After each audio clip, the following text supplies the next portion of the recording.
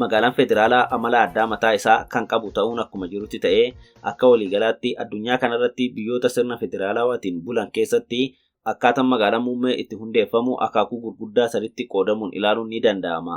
Isaanis kan jalqabaa magaalota muummee lafa federaalaa irratti hundeeffaman yookaan qaama mootummaa federaalaa ta'an Federal District Capital Cities, kan lammataa magaalota muummee ofii isaaniitiinuu naannoo ta'an City States, kan sadaffaa magaalota muummee qaama naannoo keessa jiranii ta'uun naannicha jalatti bulan Cities Within a State jedhamuun beekamudha.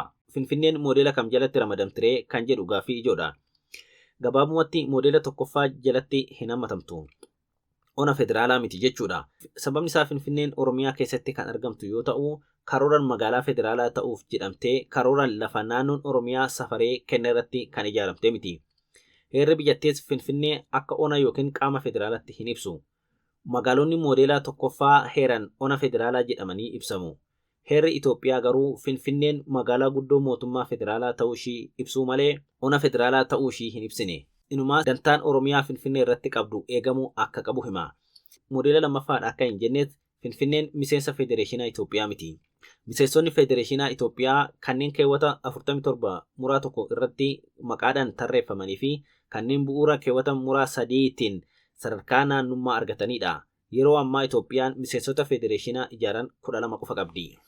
Gama biraatiin Finfinneen magaalaa muummittii Oromiyaa akka taate heerri Oromiyaa tumee jira.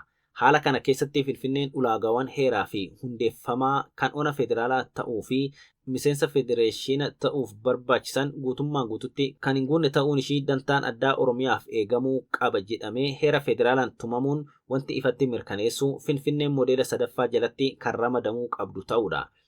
Akka moodeela kanaatti Finfinneen magaalaa muummee federaalaa yookiin teessoo federaalaa tan naannoo miseensa Federeeshinichaa ta'e keessatti argamtudha.